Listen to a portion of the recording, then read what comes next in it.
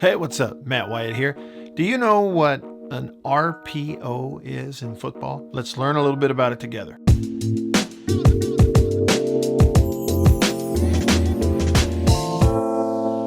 So, run pass option, RPO. You hear about it all the time. Lots of offenses are using it. Not every time an announcer says RPO, is it actually an RPO? We're all kind of learning to recognize it together, but teams have been doing it for a while. They're doing it more and more.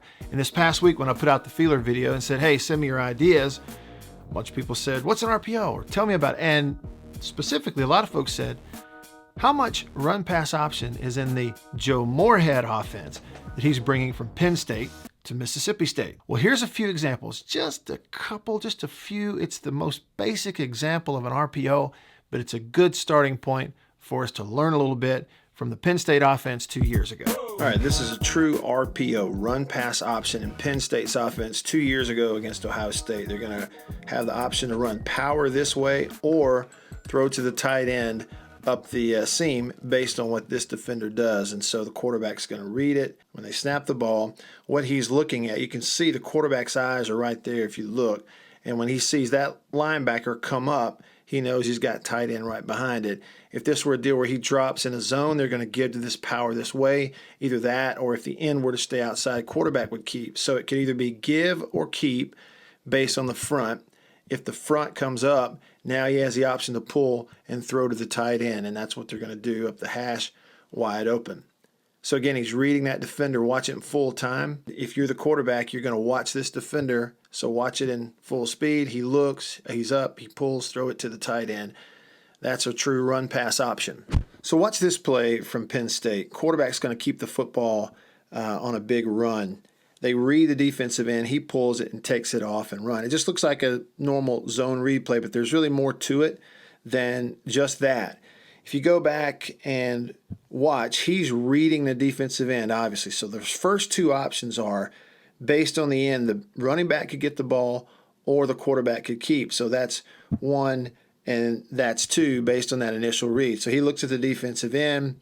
The end goes down inside. Now quarterback's going to keep. The third thing is, though, this is also an option. There's a reason that receiver is just standing there in his stance and not moving on the snap of the ball and staying behind the line of scrimmage is because he is the third option on the play. He could be a pitch guy. If this receiver falls in here to take the quarterback could then pitch the ball out here to this guy. In this case, the corner stays out on the receiver, so he's up. And they came back later in the game and made him pay for that and pitch the football, and I'll show that to you. So same exact look later on. Three receivers out here to the field. You're singled up into the boundary, and they're going to read and zone read back this way, and that defensive end is the key. So on the snap of the ball, same thing. Going to read on the snap of the ball, same thing. Going to read the end. And so what you have is the end has stepped down and is now in the run lane, so quarterback's going to pull. When he pulls it, here he goes. Here's his run lane take off. But there's one more option built in, and that's they make the receiver the pitch guy. So he's the third option here. You could give based on the front. You can keep. That's one. That's two. And three is you can pitch or throw back here when this corner falls off to take the run, and that's what they do. And get a first down out of it. Now here's an RPO down here on the goal line, and it's really a unique way to get a run pass option. It's man-to-man on everybody that's lined up as a receiver with this safety back there kind of spying the running back. So what they do is they have three options. The back can get the ball, the quarterback can keep, or you could have a throw here. That's your run pass option in here. The first read is going to be the man defensive end right there covering the offensive tackle. So on the snap of the ball, you can see his eyes are there, and the end goes this way. So that's going to lead them to pull. Then you could see him flip his head and put his eyes on the next defender, and that's who he's going to read now as he pulls. And once he pulls and sees this defender step, now the ball goes to the tight end. It should be a touchdown. He just missed him. If you go back and you watch it all again, kind of in slow-mo, watch the head of the quarterback. Kind of watch his eyes. You can see what he's looking at reading this defender number 1, then reading this defender number 2, and that'll discern who gets the football. Watch his eyes. He's obviously looking at the defensive end over the tackle, sees him go in. Now his head flips to the outside. You can see that stripe on his helmet. Now he's looking here, and that's who he's going to read on the pull. He already knows he's going to pulls it, and now the run pass option goes to the tight end, and it should be a touchdown. Now, Nick Fitzgerald is going to be the trigger man, most likely. He and Keaton Thompson in the Mississippi State offense, and they're not strangers to run pass option stuff. They've done that some, maybe not as much as they did at Penn State, and maybe a little differently, but I thought, let's just take a look. Here's a couple of examples from a couple years ago for Nick Fitzgerald in the Dan Mullen offense and how they incorporated some read and run pass option things in their offense. Now, if you wanted to compare that to an RPO look for Nick Fitzgerald and some things he's done, this is a couple of years ago against Kentucky. And if you look, there are 3 receivers up here and there are 3 defensive backs, right? It's 3 on 3. And what they're going to do initially is have a run read based on that end man on the line of scrimmage in their 3-man front. Now, because it's a 3-man front, you pretty much know he's probably going to be trapped inside. You're already anticipating the back won't get the ball here. And so that's what happens. He keeps.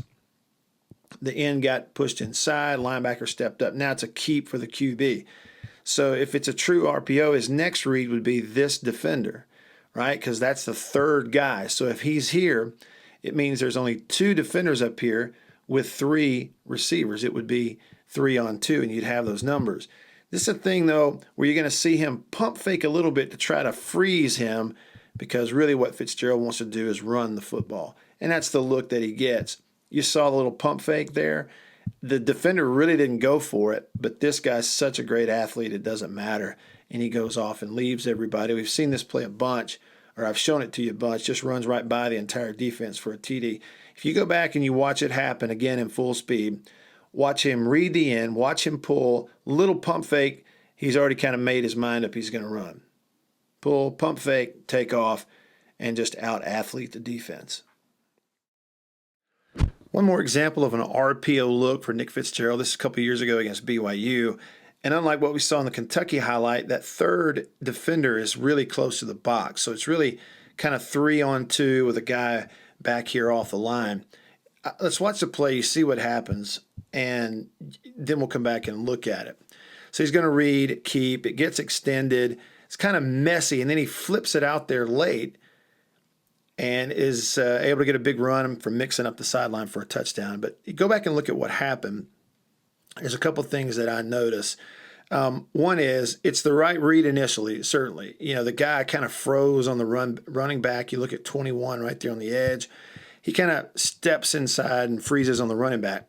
So he's going to keep. But this defender being inside is going to force it. The other thing was he couldn't initially raise up and throw the 3 on 2 screen because the defender was so aggressive for BYU and blows it up. You see that happening right there down at the bottom. He's blowing it up. So now he's got to keep the ball and try to extend the play. The other thing is, all right, so he's extending the play. The other thing is you got linemen up here that are about 5 yards downfield. That's past the window. So if this ball were thrown past the line of scrimmage, it should be a penalty because they're downfield. But he extends it laterally, and then just at the last minute flips it forward. Now the key is, did he throw it past the line of scrimmage or behind the line of scrimmage? The original line of scrimmage right there at the, it's right there at the 44.